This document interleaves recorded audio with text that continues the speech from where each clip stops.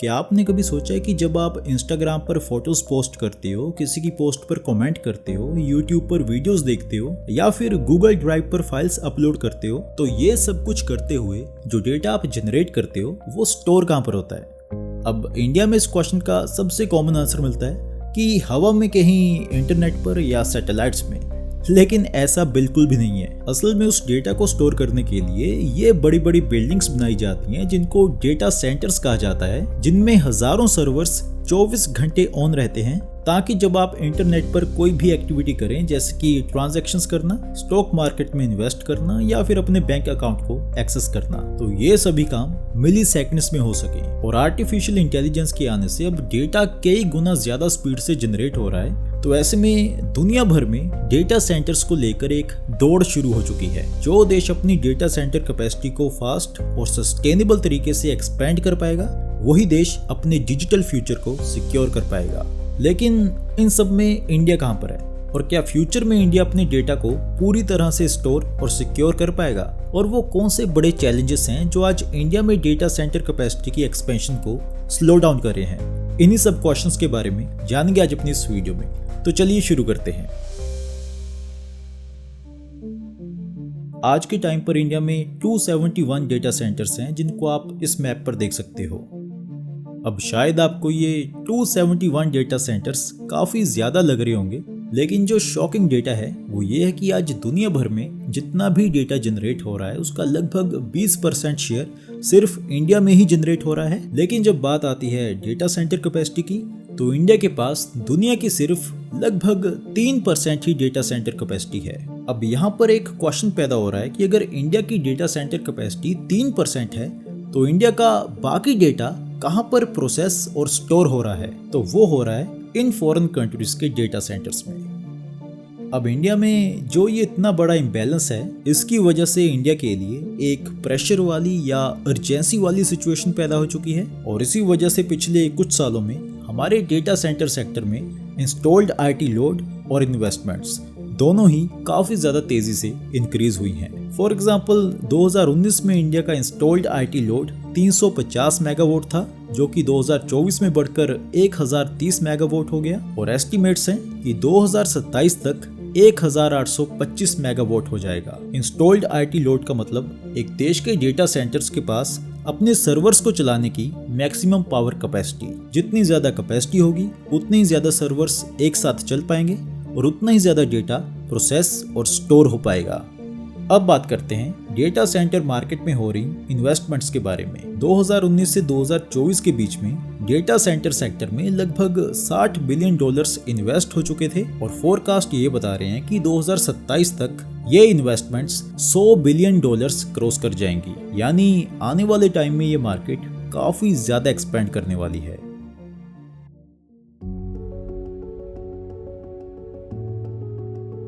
आज के टाइम पर हमारी इकोनॉमी के लिए डोमेस्टिक डेटा सेंटर्स एक जरूरत बन चुके हैं। और इसके पीछे दो मेन कारण हैं। पहला है रेगुलेटरी ऑब्लिगेशंस और दूसरा है परफॉर्मेंस और कंप्लायंस बेनिफिट्स।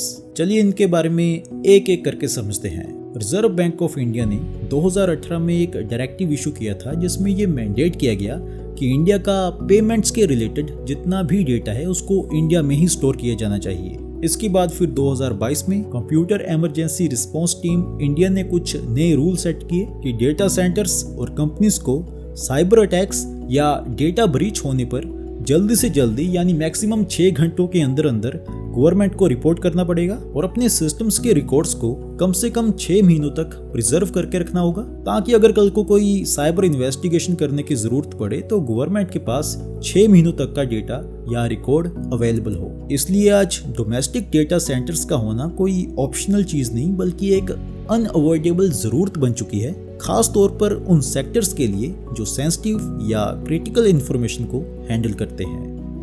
अपने देश के अंदर ही डेटा प्रोसेस और स्टोर होने का जो एक सबसे बड़ा बेनिफिट होता है वो ये होता है कि इससे इंटरनेट और डिजिटल सर्विसेज की जो क्वालिटी होती है वो इम्प्रूव हो जाती है। स्टडीज के अकॉर्डिंग जब डेटा सेंटर्स यूजर्स के करीब होते हैं, यानी अगर इंडिया के पूरे डेटा को प्रोसेस और स्टोर करने वाले डेटा सेंटर्स इंडिया में ही हों, तो ऐसे में इंटरनेट पर हम जो डिले या लेटेंसी फील करते हैं वो 80% तक कम हो जाती है। और इसकी वजह से क्या होता है, डिजिटल पेमेंट्स और भी ज्यादा फास्ट हो जाती हैं, स्ट्रीमिंग और भी ज्यादा स्मूथ हो जाती है और ऑनलाइन एप्स और क्लाउड सर्विसेज और भी ज्यादा रिलायबल बन जाती हैं। बाकी इसके अलावा अगर देश का पूरा डेटा देश के अंदर ही प्रोसेस और स्टोर हो तो इससे सिक्योरिटी और कॉम्प्लायंस के रूल्स को फॉलो करना भी आसान होता है, जो कि अदरवाइज फॉरेन सर्वर्स पर डिपेंडेंट रहते हुए मुश्किल होता है।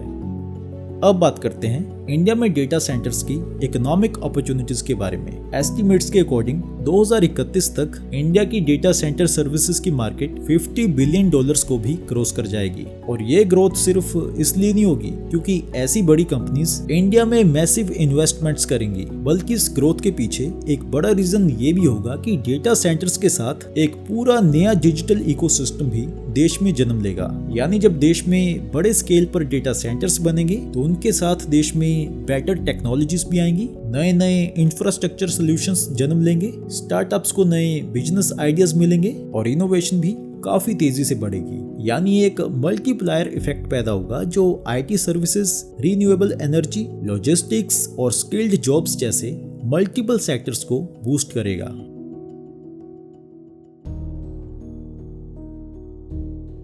हालांकि इंडिया में डेटा सेंटर मार्केट काफी तेजी से एक्सपेंड हो रही है, लेकिन ये एक्सपेंशन उतना भी ज्यादा तेज नहीं है जितना होना चाहिए और जितना हो सकता है। और इसके पीछे ये कुछ बड़ी प्रॉब्लम्स या चैलेंजेस हैं जिनके बारे में हम बाद में बात करेंगे।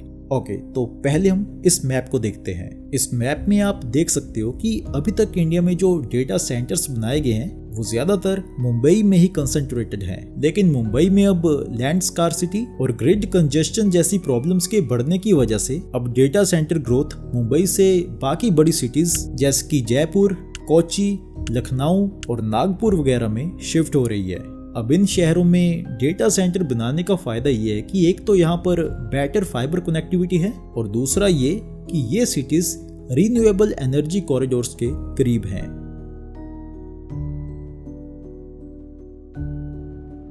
अभी तक इंडिया में जो डेटा सेंटर बन रहे हैं उनमें से लगभग 50% लार्ज स्केल वाले हैं, यानी कि जिनकी कैपेसिटी 20 मेगावाट से भी ज्यादा है। लेकिन प्रॉब्लम यह है कि आज इंडिया में एक डेटा सेंटर प्रोजेक्ट को शुरू करने के लिए लगभग 30 अलग अलग तरह की क्लियरेंस लेनी पड़ती हैं, जिनमें लैंड यूज, एनवायरनमेंट, यूटिलिटीज और सिक्योरिटी जैसी चीजें शामिल होती हैं। लेकिन ऐसे अप्रूवल्स को कंप्लीट होने में या क्लियर होने में 15 से 30 महीनों तक का भी टाइम लग जाता है, जिसकी वजह से प्रोजेक्ट्स में पैसे इन्वेस्ट होने के बाद भी प्रोजेक्ट रुक जाते हैं क्योंकि अप्रूवल पेंडिंग होते हैं।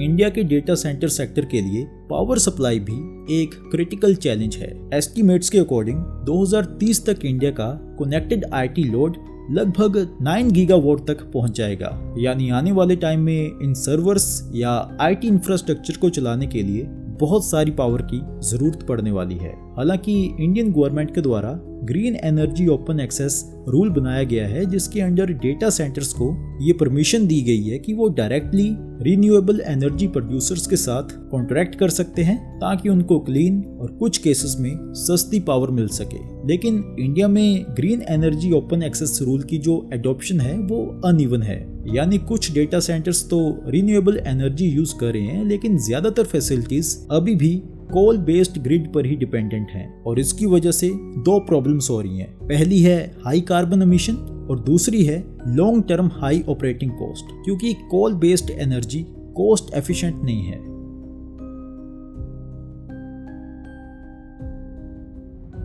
इंडिया में डेटा सेंटर्स के लिए वाटर और कूलिंग सिस्टम ये भी एक बड़ा चैलेंज बनकर सामने आ रहे हैं, खास तौर पर आर्टिफिशियल इंटेलिजेंस के वर्कलोड की वजह से। आपने कई बार नोटिस किया होगा कि जब आप अपने फोन पर वीडियो कॉल पर होते हो या गेम खेल रहे होते हो तो आपका फोन धीरे धीरे गर्म होना शुरू हो जाता है, जिसकी वजह से आपके फोन की परफॉर्मेंस कम होनी शुरू हो जाती है। अब ठीक ऐसे ही जब डेटा सेंटर में रखे हुए सर्वर्स को काफी सारा डेटा प्रोसेस और स्टोर करना पड़ता है तो उनका जो टेम्परेचर होता है वो इंक्रीज होना शुरू हो जाता है और उनके टेम्परेचर को कंट्रोल में रखने के लिए कूलिंग सिस्टम्स का यूज किया जाता है, जिनमें पानी को मैसिव अमाउंट में यूज किया जाता है। अब प्रॉब्लम ये है कि आज इंडिया में डेटा सेंटर्स की ग्रोथ उस टाइम पर लगातार ग्रो हो रही है, जिस टाइम पर इंडियन सिटीज पहले से ही severe ground water stress face कर रही हैं। Fresh water resources industrial cooling के लिए पहले से ही लिमिटेड हैं, और अगर ऐसी सिचुएशन में सर्वर्स की कूलिंग के लिए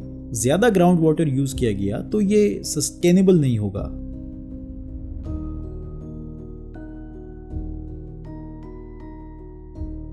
डेटा सेंटर्स को बनाने के लिए काफी सारी चीजें चाहिए होती हैं, जैसे कि ट्रांसफार्मर, स्विच गियर्स और प्रिसीजन कूलिंग यूनिट वगैरह, जिनको काफी हद तक इंडिया दूसरे देशों से इंपोर्ट करता है, और इसी वजह से परचेजिंग साइकिल लंबी हो जाती है, in most of the cases 1 साल के आसपास।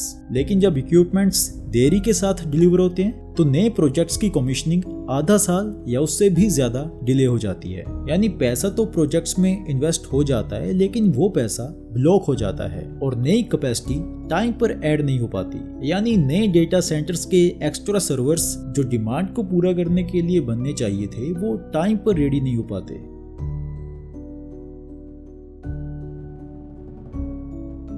आज इंडिया के डेटा सेंटर सेक्टर में जो एक और बड़ी प्रॉब्लम सामने आ रही है वो है स्किल्ड वर्कफोर्स की शॉर्टेज। एक डेटा सेंटर की वर्किंग को हैंडल करने के लिए पावर सिस्टम्स, थर्मल मैनेजमेंट और रेगुलेटरी कंप्लायंस जैसे स्पेशलाइज्ड एरिया में ट्रेंड प्रोफेशनल्स चाहिए होते हैं। अब इंडिया में स्किल्ड वर्कफोर्स की डेटा सेंटर्स में डिमांड तो काफी तेजी से बढ़ रही है, लेकिन सप्लाई उतनी तेजी से नहीं बढ़ रही। एक एस्टीमेट के अकॉर्डिंग 2033 तक इंडिया को 1 लाख से भी ज्यादा स्किल्ड वर्कफोर्स की शॉर्टेज फेस करनी पड़ेगी।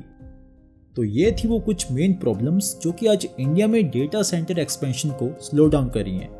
लेकिन अगर गवर्नमेंट नई पॉलिसीज इंट्रोड्यूस करके ऐसी प्रॉब्लम्स को सॉल्व कर दे तो इंडिया एक प्रेडिक्टेबल, इन्वेस्टमेंट फ्रेंडली और sustainable data centre ecosystem develop कर पाएगा, जिसके साथ देश का सिर्फ अपना डेटा ही सिक्योर नहीं होगा, बल्कि ये इकोसिस्टम इंडिया की लॉन्ग टर्म डिजिटल ग्रोथ को सस्टेन और एक्सेलरेट करने की फाउंडेशन बनेगा। तो आज के लिए बस इतना ही। अगर आपको ये वीडियो अच्छी लगी हो तो इसको लाइक करें, शेयर करें, कमेंट करें और अपने इस चैनल को सब्सक्राइब करना ना भूलें। Thanks for watching.